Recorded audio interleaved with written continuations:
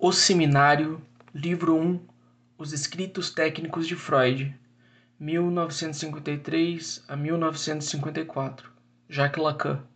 Texto estabelecido por Jacques-Alain Miller, versão brasileira de Beth Milan, Rio de Janeiro, Jorge Zahar, editor.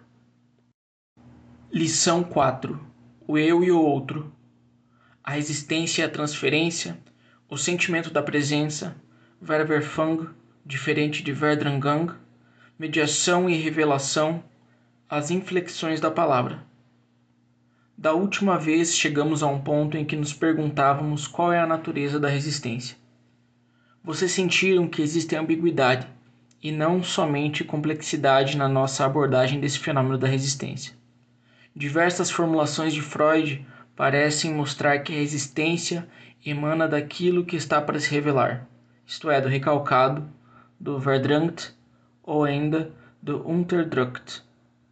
Os primeiros tradutores traduziram Unterdrückt por sufocado. É bem frouxo.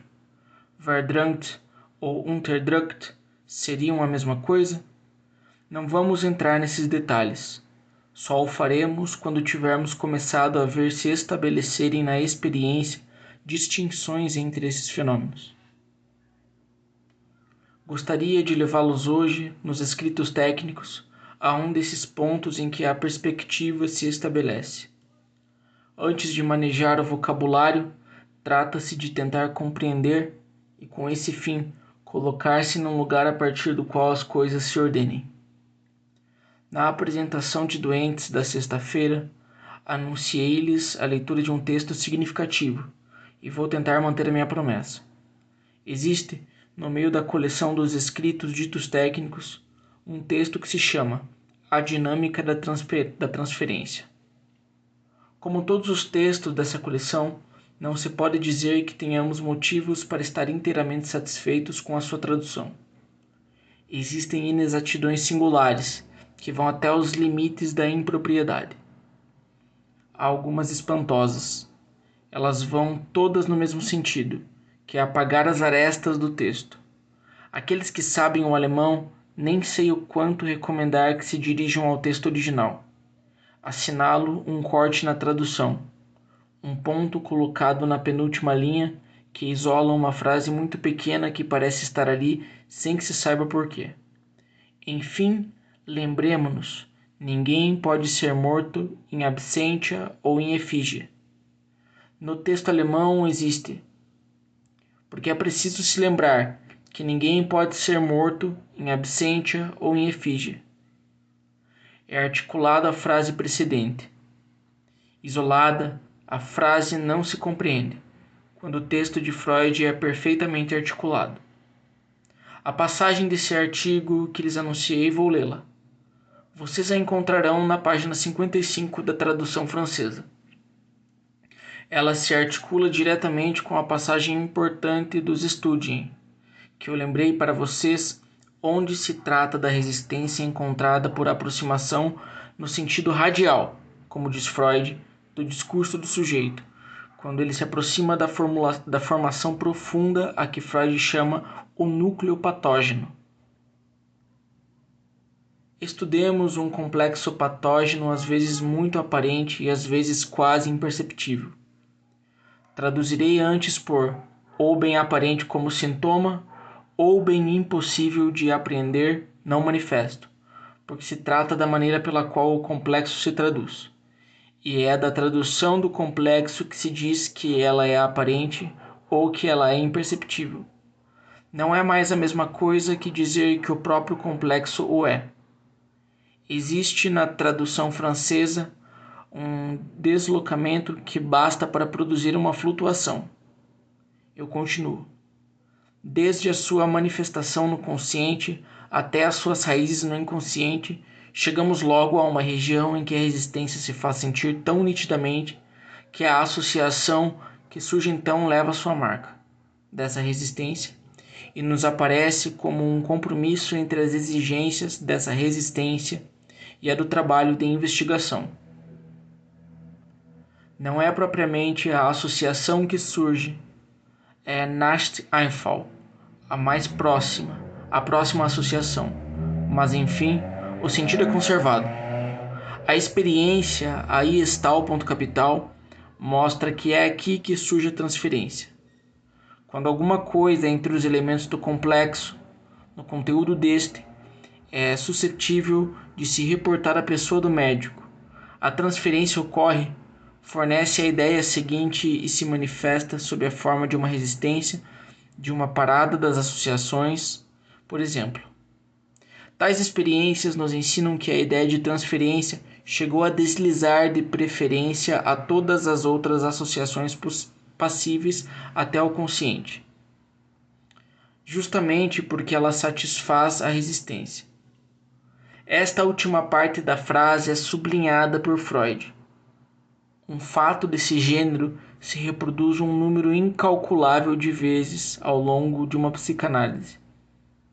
Todas as vezes que nos aproximamos de um complexo patógeno, é antes a parte complexa que pode se converter em transferência, que é empurrada em direção ao consciente e que o paciente se obstina em defender com a maior tenacidade. Os elementos desse parágrafo que merecem destaque são estes. Inicialmente, logo chegamos a uma região em que a resistência se faz sentir com nitidez. Essa resistência emana do processo mesmo do discurso, da sua aproximação, se é que posso dizer isso. Em segundo lugar, a experiência mostra que é aqui que surge a transferência. Em terceiro lugar, a transferência se produz justamente porque satisfaz a resistência. Em quarto lugar, um fato desse gênero se reproduz um número incalculável de vezes ao longo de uma psicanálise. Trata-se de um fenômeno sensível na análise. E essa parte do complexo, que se manifestou sob a forma de transferência, é empurrada para o consciente neste momento. O paciente obstina-se em defendê-lo com a maior tenacidade. Aqui se junta uma nota que coloca em relevo o fenômeno de que se trata. Fenômeno com efeito observável, algumas vezes com uma pureza extraordinária. Essa nota recorta uma indicação que emana de outro texto de Freud. Quando o paciente se cala, há todas as chances de que essa parada no seu discurso seja devida a algum pensamento que se relaciona ao analista.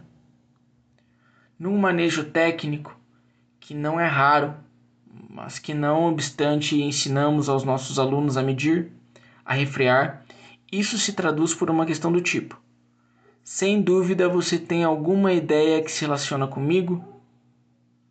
Essa solicitação cristaliza às vezes o discurso do paciente em algumas observações que concernem, seja ao aspecto, seja à cara, seja ao mobiliário do analista, seja a maneira pela qual o analista o recebeu naquele dia, etc. Esse manejo não deixa de ter fundamento. Alguma coisa dessa ordem pode habitar nesse momento o espírito do paciente, e focalizando assim as suas associações, podem-se extrair delas coisas muito diversas. Mas observa-se às vezes um fenômeno infinitamente mais puro. No momento em que ele parece pronto para formular alguma coisa de mais autêntico, de mais quente do que jamais pôde atingir até então, o sujeito, em certos casos, se interrompe e emite um enunciado que pode ser este: eu realizo de repente o fato da sua presença. Está aí uma coisa que me aconteceu mais de uma vez e de que os analistas podem facilmente dar testemunho. Esse fenômeno se estabelece em conexão com a manifestação concreta da resistência que intervém no próprio tecido da nossa experiência em função da transferência. Se ele adquire valor seletivo, é que o próprio sujeito sente então como uma brusca virada, uma viravolta súbita que o faz passar de uma vertente a outra do discurso, de um acento a outro da função da palavra. Quis colocar logo diante de vocês esse fenômeno bem centrado, que esclarece o nosso assunto de hoje. É o ponto que vai nos permitir partir de novo para colocar as nossas questões. Antes de prosseguir nessa caminhada, quero deter-me um momento no texto de Freud para lhes mostrar bem o quanto aquilo que falo é a mesma coisa de que ele fala. É preciso que vocês se libertem por um instante da ideia de que a resistência é coerente com essa construção segundo a qual o inconsciente é, num dado sujeito, num dado momento, contido e, como se diz, recalcado. Seja qual for a extensão que possamos dar ulteriormente ao termo resistência, na sua conexão com o conjunto das defesas, a resistência é um fenômeno que Freud localiza na experiência analítica. É por essa razão que a pequena nota anexa à passagem que li para vocês é importante. Freud coloca aí os pingos nos is. Não se deveria concluir, entretanto, por uma importância patogênica. É bem o que estou lhes dizendo. Não se trata da noção que temos só depois, daquilo que motivou, no sentido profundo do termo, as etapas do desenvolvimento do sujeito, por uma importância patogênica particularmente grande do elemento escolhido em vista da resistência de transferência. Quando no curso de uma batalha os combatentes disputam encarniçadamente a posse de algum pequeno campanário ou de alguma fazenda, não deduzimos disso que essa igreja é um santuário nacional, nem que a fazenda abriga os tesouros do exército. O valor dos lugares pode ser tático e só existir para esse único combate.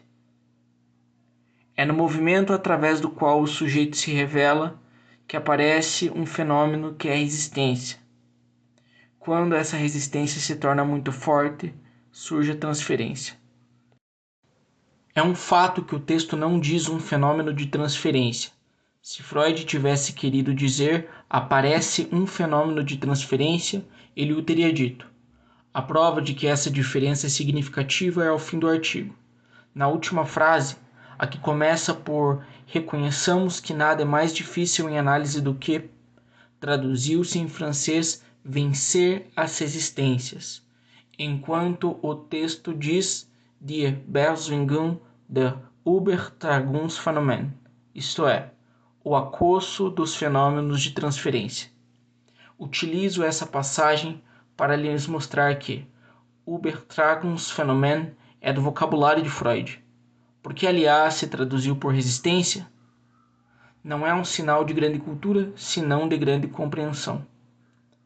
O que Freud escreveu é que aí precisamente surge não o fenômeno mesmo de transferência, mas um fenômeno essencialmente relacionado com ela. Quanto ao resto, trata-se ao longo desse artigo da dinâmica da transferência. Não tomo no seu conjunto todas as questões que são ali colocadas, porque tocam a especificidade da transferência em análise. O fato de que a transferência não está aí como em qualquer outro lugar, mas que desempenha uma função inteiramente particular. Aconselho-os a ler este artigo. Trago-o aqui somente para auxiliar o nosso estudo da resistência.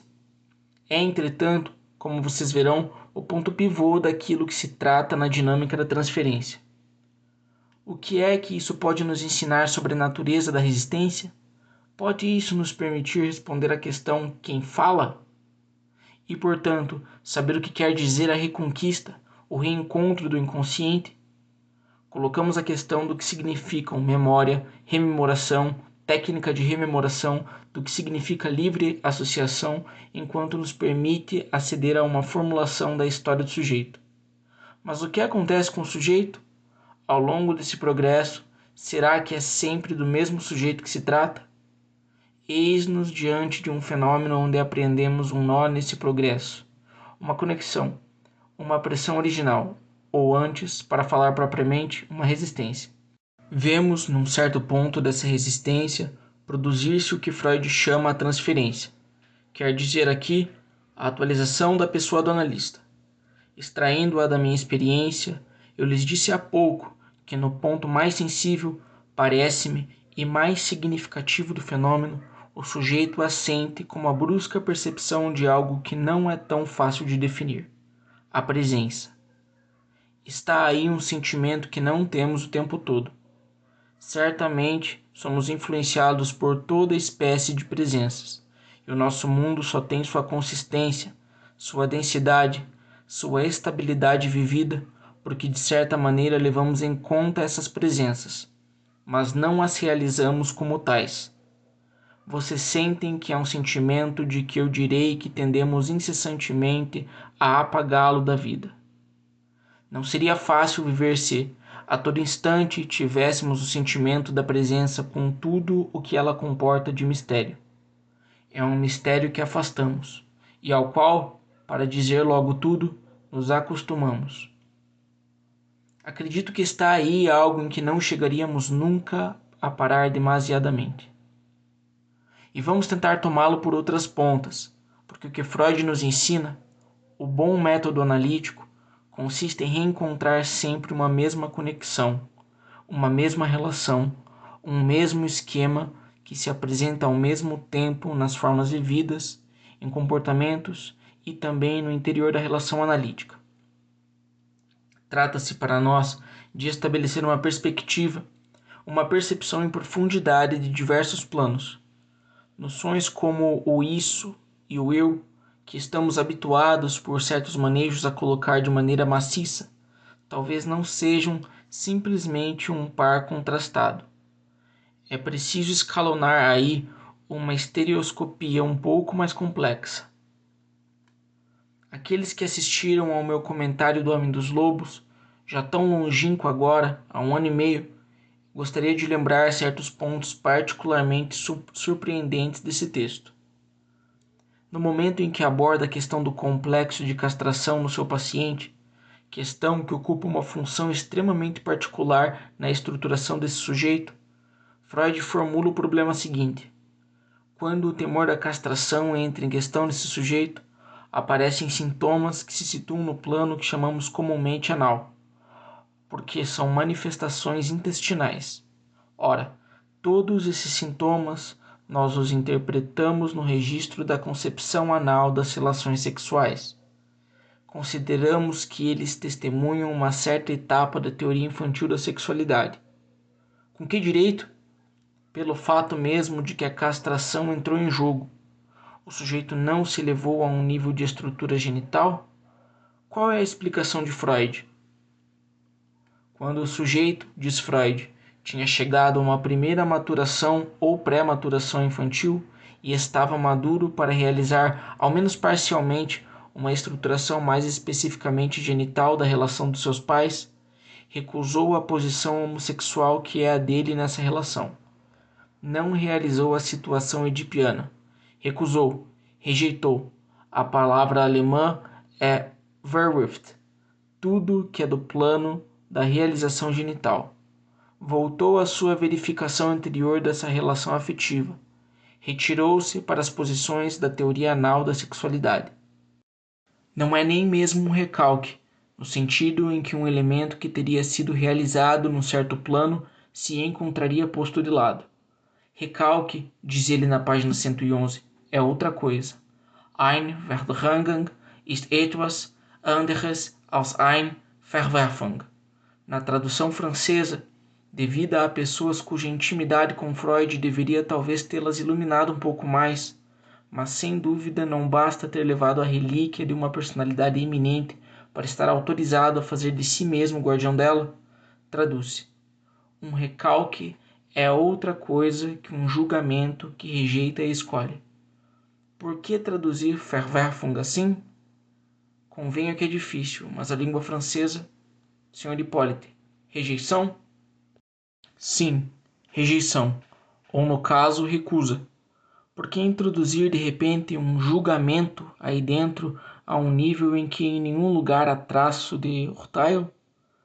A Verwerfung.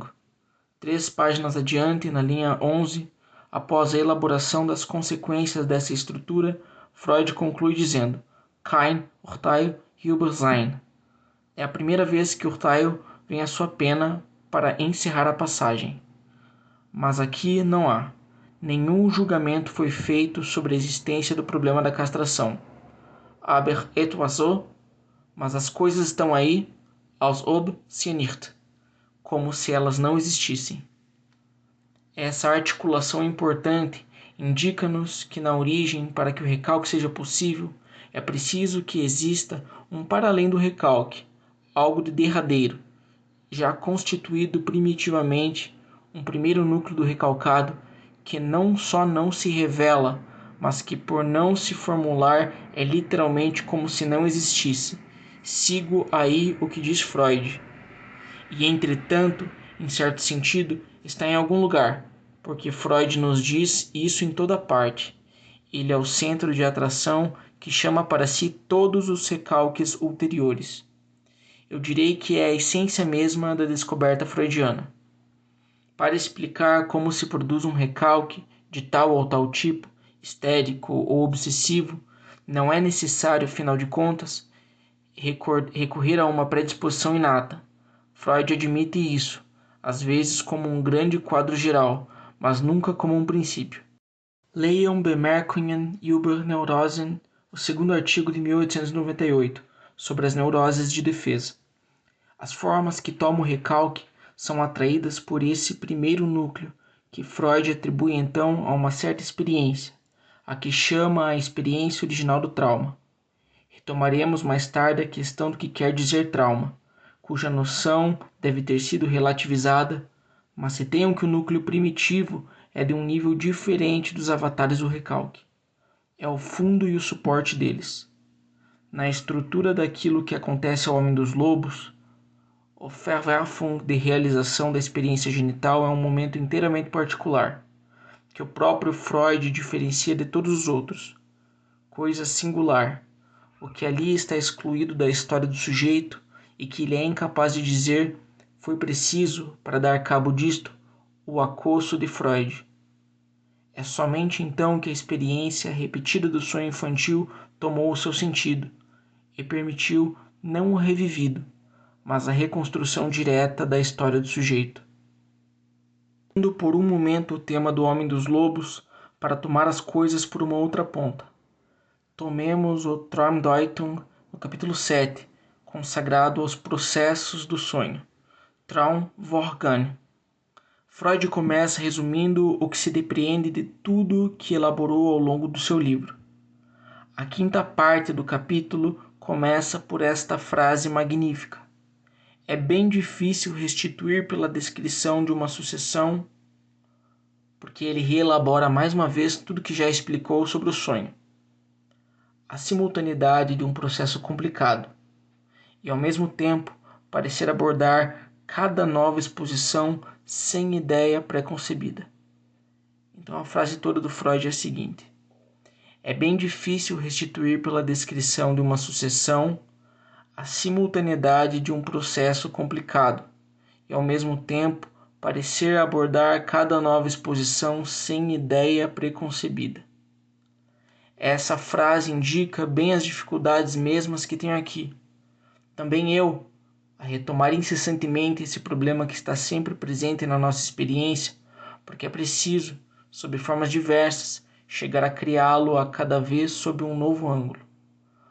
Freud explica-nos que é preciso refazer a cada vez o inocente.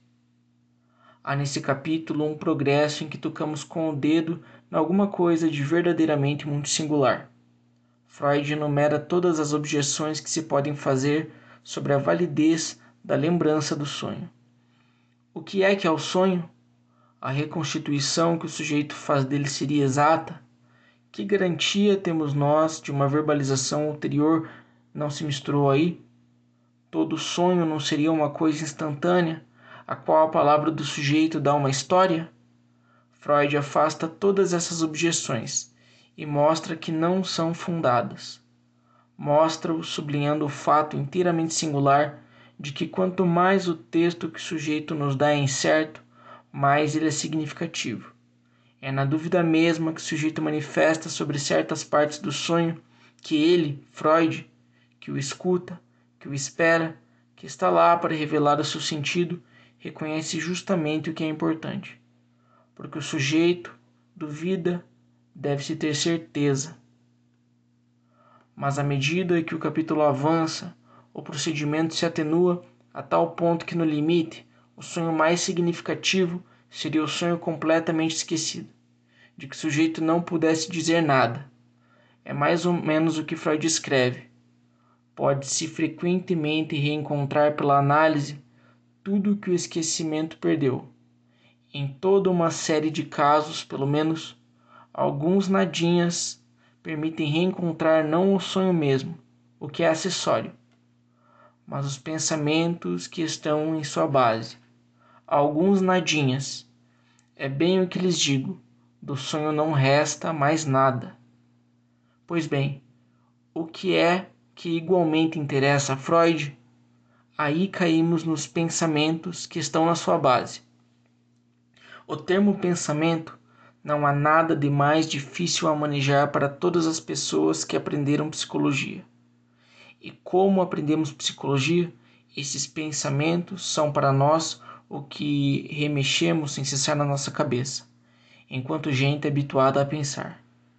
Mas talvez os pensamentos que estão na base estamos suficientemente esclarecidos por toda a Traumdeutung para nos aperceber de que não é o que se crê quando se fazem estudos sobre a fenomenologia do pensamento, o pensamento sem imagens ou com imagens, etc. Não é o que chamamos correntemente o pensamento, porque aquilo de que se trata o tempo todo é de um desejo.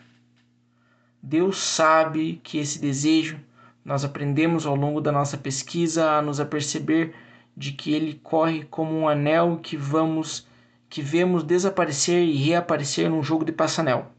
Afinal de contas, ainda não sabemos se deve ser situado do lado do inconsciente ou do lado do consciente. E desejo de quem? E de que falta, sobretudo? Freud ilustra o que ele quer dizer com um exemplo numa pequena nota que tira da introdução à psicanálise. Uma doente, ao mesmo tempo cética e muito interessada por ele, Freud, lhe conta um sonho bastante longo, durante o qual, diz ela, certas pessoas lhe falam do livro sobre o Schiste, Witz, e falam bem do livro. Tudo isso parece não trazer nada. Trata-se em seguida de outra coisa, e tudo que resta do sonho é isto: canal. Talvez um outro livro onde haja essa palavra, algo em que se trata de canal. Ela não sabe, é inteiramente obscuro. Resta, pois, canal, e não se sabe a que isso se relaciona, nem de onde vem, nem aonde vai. Bem, é isso que é o mais interessante, diz ele. Isso que não é senão um fragmentozinho, com uma aura de incerteza em volta. E o que é que isso dá? No dia seguinte, não no mesmo dia, ela conta que tem uma ideia que se liga a canal. É precisamente um trocadilho, uma travessia de Douvres a Calais, um inglês e um francês. Ao longo da conversa, o inglês cita a célebre frase: do sublime ao ridículo não há mais do que um passo. E o francês galante responde: sim, o passo de Calais, o que é particularmente gentil para o interlocutor. Ora, o passo de Calais é o canal da Mancha. Reencontramos, pois, o canal. E ao mesmo tempo o quê? Prestem bem atenção, porque isso tem a mesma função que o surgimento da presença no momento das resistências. A doente, cética, discutiu longamente antes o mérito da teoria de Freud sobre o trocadilho. Após a sua discussão, no momento em que seu discurso hesita e não sabe mais aonde ir, aparece exatamente o mesmo fenômeno. Como o dizia outro dia Manoni, que me pareceu muito feliz porque falava enquanto parteiro, a resistência se apresenta pelo ângulo transferencial. Do sublime ao ridículo não há mais do que um passo. Está aí o ponto em que o sonho se liga ao auditor, porque isso é para Freud. Assim, canal não era grande coisa, mas após as associações é indiscutível. Gostaria de tomar outros exemplos. Deus sabe o quanto Freud é sensível no seu agrupamento dos fatos, e não é por acaso que as coisas vêm reunir-se em certos capítulos. Por exemplo, acontece no sonho, no momento em que ele toma certa orientação, fenômenos que são muito especialmente de ordem linguística. Um erro de linguagem é feito pelo sujeito em plena consciência. O sujeito sabe, no sonho, que é um erro de linguagem, porque uma personagem intervém então para corrigi-lo. Num ponto crítico, há pois ali uma adaptação que se realiza mal, e cuja função se desdobra sob os nossos olhos. Mas deixemos isto de lado por enquanto. Tomemos ainda, eu o escolhi esta manhã um pouco ao acaso, esse exemplo célebre que Freud publicou desde 1898 no seu primeiro capítulo da Psicopatologia da Vida Cotidiana. Freud se refere, a propósito do esquecimento dos nomes, ao esforço que fez um dia numa relação com um interlocutor de viagem para evocar o nome do autor do célebre afresco da Catedral de Orvieto, vasta composição que manifesta os fenômenos esperados para o fim do mundo e centrada na aparição do Anticristo. O autor desse afresco é Signorelli, e Freud não chega a reencontrar o nome dele. Vêm outros. É isso, não é isso? Botticelli, Boltraffio, não chega a reencontrar Signorelli. Consegue, enfim, graças a um procedimento analítico. Porque esse pequeno fenômeno não surge do nada. Está inserido no texto de uma conversa. Naquele momento, eles vão de Raguse para o interior de Dalmácia e estão quase no limite do Império Austríaco, em Bósnia e Herzegovina. Esta palavra Bósnia dá lugar a um outro número de anedotas, e Herzegovina também. Depois vem algumas observações sobre uma disposição particularmente simpática da clientela muçulmana, que é, numa certa perspectiva, primitiva, e que testemunha aqui uma extraordinária decência. Quando o médico dá uma notícia muito má, que a doença é incurável, o interlocutor de Freud parece com efeito ser um médico que tem uma prática nessa região. Essas pessoas deixaram manifestar-se algum sentimento de hostilidade em relação a ele. Além disso, imediatamente em seguida se endereçam a ele dizendo: Herr, se tivesse havido algo a fazer, o senhor teria certamente sido capaz de fazê-lo. Estão, pois, em presença de um fato que é preciso aceitar, donde a sua atitude, comedida, cortês, respeitosa em relação ao médico, chamado Herr em alemão. Tudo isso forma o fundo sobre o qual parece se estabelecer a sequência da conversa pontuada do esquecimento significativo que coloca o seu problema para Freud. Freud indica que tomava parte na conversa, mas que a partir de certo momento a sua atenção foi dirigida para outro lugar. Durante o tempo mesmo em que falava, pensava noutra coisa, a que o conduzia a essa história médica. Por um lado, voltava-lhe a ideia ao valor que dão os pacientes, especialmente islâmicos, a tudo que é da ordem das funções sexuais.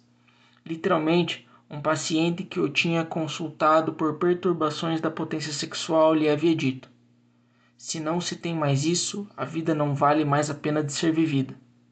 Por outro lado, ele se lembrava de ter sabido, num dos lugares em que tinha feito uma estada, da morte de um de seus pacientes, de quem tinha cuidado durante muito tempo, coisa que não se fica sabendo, diz ele, sem um certo abalo. Não quisera exprimir esses pensamentos concernentes à valorização dos processos sexuais, porque não estava muito seguro do seu interlocutor. E, além disso, não tinha aparado de bom grado o seu pensamento a respeito da morte desse doente. Mas, pensando nisso tudo, havia retirado a sua atenção daquilo que estava começando a dizer. Freud faz no seu texto um quadrinho muito bonito. Dirijam-se à edição Imago, onde escreve todos os nomes: Botticelli, Boltraffio, Herzegovina, Signorelli, e embaixo os pensamentos recalcados, o som Herr em questão. O resultado é o que ficou. A palavra senhor foi traduzida pelo Herr daqueles muçulmanos tão polidos. Tráfio foi trazido pelo fato de que tinha recebido lá o choque de má notícia concernente ao seu paciente, o que pôde reencontrar no momento em que o seu discurso procurava o autor do afresco de Orvieto é o que estava disponível, depois que um certo número de elementos radicais tinha sido trazido pelo que chama o recalcado, isto é, as ideias concernentes às histórias sexuais dos muçulmanos e o tema da morte. O que é que isso quer dizer? O recalcado não estava tão recalcado assim, porque se não falou dele ao seu companheiro de viagem, ele o dá para nós logo em seguida no seu texto. Mas tudo se passa, com efeito, como se essas palavras, pode-se falar de palavras mesmo se esses vocábulos são partes de palavras, porque eles têm uma vida de palavras individuais, fossem a parte do discurso que, na verdade, Freud tinha de sustentar para o seu interlocutor. Ele não o disse, embora tenha começado. É isso que o interessava. É isso que estava pronto a dizer. E por não ter dito, ficaram-lhe na sequência da sua conexão com esse interlocutor restos, pedaços, sobras dessa palavra. Vocês não veem aí o quanto esse fenômeno que se passa ao nível da realidade é complementar do que se passa ao nível do sonho? Aquilo a que assistimos é a emergência de uma palavra verídica.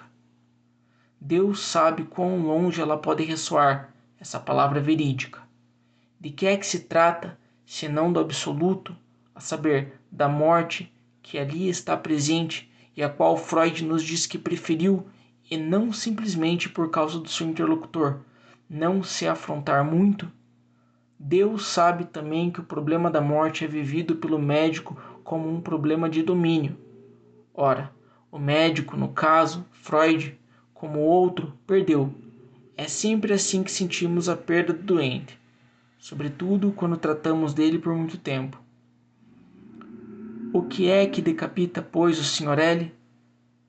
Tudo se concentra com efeito em torno da primeira parte desse nome e da sua ressonância semântica. É na medida em que a palavra que pode revelar o mais profundo segredo de ser de Freud não é dita, que Freud não pode mais se ligar ao outro senão pelas sobras dessa palavra. Só ficam os restos. O fenômeno do esquecimento está aí, literalmente manifestado pela degradação da palavra na sua relação com o outro. Ora, eis aonde eu queria chegar através de todos esses exemplos. É na medida em que a confissão do ser não chega ao seu termo que a palavra se lança inteiramente na vertente em que ela se agarra ao outro. Não é estranho à essência da palavra, se é que se pode dizer isso, o agarrar-se ao outro. A palavra é mediação sem dúvida, mediação entre o sujeito e o outro, e ela implica na realização do outro na mediação mesma. Um elemento essencial da realização do outro é que a palavra possa nos unir a ele. Está aí o que lhes ensinei, sobretudo até o presente, porque é nessa dimensão que nos deslocamos incessantemente. Mas há uma outra face da palavra que é revelação. Revelação e não expressão. O inconsciente só se expressa por deformação, entstellung, distorção, transposição. Escrevi neste verão função e campo da palavra e da linguagem, sem colocar ali, intencionalmente, o termo expressão, porque toda a obra de Freud se desdobra no sentido da revelação, e não da expressão. A revelação é o móvel último daquilo que procuramos na experiência analítica. A resistência se produz no momento em que a palavra de revelação não se diz, em que, como Streba o escreve muito curiosamente no fim de um artigo execrável, mas tão cândido e que centra toda a experiência analítica em torno do desdobramento do ego, de que uma metade deve vir em nosso auxílio contra a outra, em que o sujeito não tem mais saída. Ele se agarra ao outro porque aquilo que é impelido em direção à palavra não acedeu a ela. A vinda parada da palavra, na medida em que alguma coisa talvez a torne fundamentalmente impossível, aí está o ponto pivô em que na análise a palavra bascula inteira para a primeira face e se reduz à sua função de relação ao outro. Se a palavra funciona, então, como mediação, é por não se ter realizado como revelação. A questão é sempre saber em que nível se produz o agarramento do outro. É preciso estar tão imbecilizado quanto se pode estar por certa maneira de teorizar, de dogmatizar e de se arregimentar na técnica analítica para nos ter dito um dia que uma das condições prévias do tratamento analítico era o quê? Que o sujeito tem uma certa realização do outro como tal. Claro, espertalhão, mas trata-se de saber a que nível esse outro é realizado e como, em que função, em que círculo da sua subjetividade, a que distância se encontra esse outro. Ao longo da experiência analítica, esta distância varia sem cessar. Besteira pretender considerá-la como um certo estado do sujeito. É o mesmo espírito que faz o Sr. Piaget falar da noção egocêntrica do mundo da criança, como se os adultos tivessem o que ensinar sobre isso à molecada. E eu gostaria muito de saber, nas balanças do eterno, o que é que pesa como a melhor apreensão do outro, a que pode ter o Sr. Piaget na sua posição de professor e na sua idade, ou a que tem uma criança. Essa criança nós a vemos prodigiosamente aberta a tudo que o adulto lhe traz do sentido do mundo. Será que nunca se reflete sobre o que significa, no que diz respeito ao sentimento do outro, essa prodigiosa permeabilidade a tudo que é mito, lenda, conto de fada, história, essa facilidade em se deixar invadir pelos relatos? Acredita-se que é compatível com os pequenos jogos de cubos, graças ao quais o Sr. Piaget nos mostra que a criança acede a um conhecimento copernicano do mundo? Trata-se de saber como num dado momento aponta em direção ao outro esse sentimento tão misterioso da presença. Talvez esteja integrado aquilo que Freud nos fala na dinâmica da transferência, quer dizer, a todas as estruturações prévias, não somente da vida amorosa do sujeito, mas da sua organização do mundo. Se eu tivesse de isolar a primeira inflexão da palavra, o momento primeiro onde se inflete na sua curva toda a realização da verdade do sujeito, o nível primeiro em que a captação do outro toma essa função, eu o isolaria numa fórmula que me foi dada por um daqueles que estão aqui e que eu o controlo.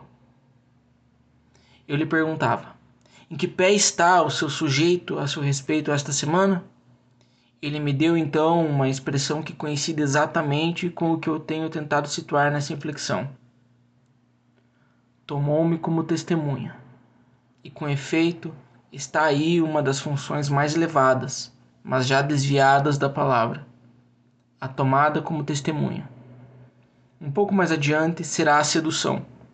Um pouco mais adiante ainda, a tentativa de captar o outro num jogo em que a palavra passa mesmo, a experiência analítica nos mostrou bem isso, a uma função mais simbólica, a uma função instintiva mais profunda, sem contar o último termo, desorganização completa da função da palavra nos fenômenos de transferência, em que o sujeito, nota Freud, se libera inteiramente e chega a fazer exatamente o que lhe agrada.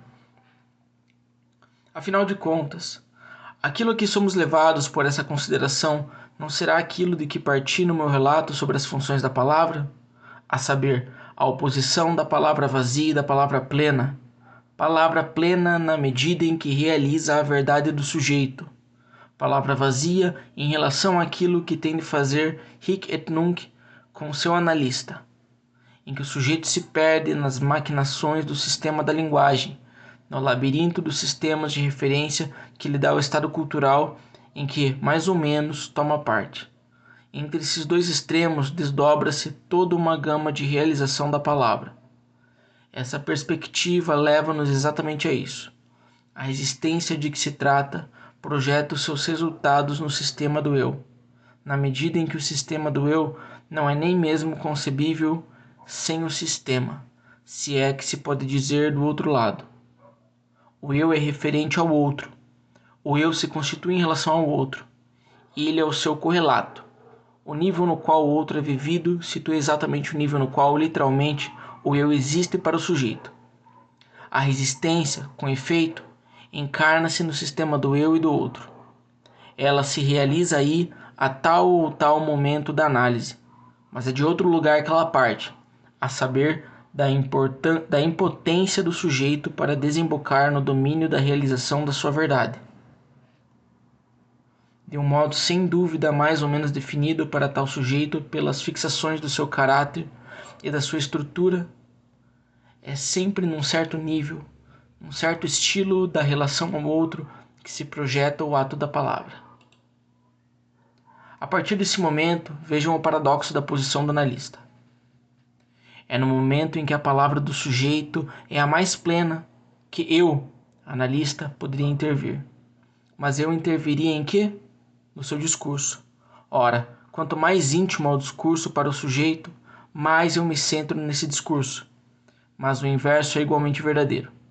Quanto mais o seu discurso é vazio, mais sou levado também eu a me agarrar ao outro, isto é, a fazer o que se faz o tempo todo, nessa famosa análise das existências, a procurar o além do seu discurso.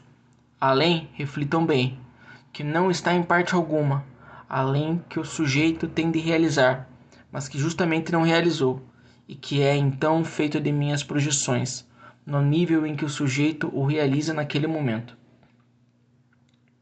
Eu lhes mostrei da última vez os perigos das interpretações ou imputações intencionais, que, verificadas ou não, suscetíveis ou não de verificações, não são na verdade mais verificáveis do que qualquer sistema de projeções. E é exatamente aí que está a dificuldade da análise. Quando dizemos que fazemos a interpretação das existências, estamos em presença dessa dificuldade. Como operar a um certo nível de menor densidade da relação da palavra? Como operar nessa interpsicologia ego e alter ego, a que nos seduz a degradação mesma do processo da palavra? Em outros termos, quais são as relações possíveis entre esta intervenção da palavra, que é a interpretação, e o nível do ego, na medida em que esse nível implica sempre correlativamente o analisado e o analista? Quando a função da palavra caiu tão bem no sentido do outro que ela não é nem mais mediação, mas somente violência implícita, redução do outro a uma função correlativa do eu do sujeito, que podemos nós fazer para manejar, ainda de forma válida, a palavra na experiência analítica? Vocês sentem o caráter oscilante do problema. Ele nos leva a esta questão. O que é que quer dizer esse apoio no outro? Porque o outro se torna tanto menos verdadeiramente outro, quanto mais toma exclusivamente a função de apoio? É desse círculo vicioso que se trata de sair na análise. Não estaríamos nós tanto mais presos aí, quanto mais a história da técnica mostra que sempre se pôs um acento mais forte sobre o aspecto eóico das existências? É o mesmo problema que se exprime ainda sob esta forma. Por que o sujeito se aliena tanto mais, quanto mais se afirma como eu? Voltamos assim à questão da sessão precedente. Quem é então aquele que, para além do eu, procura fazer-se reconhecer? 3 de fevereiro de 1954.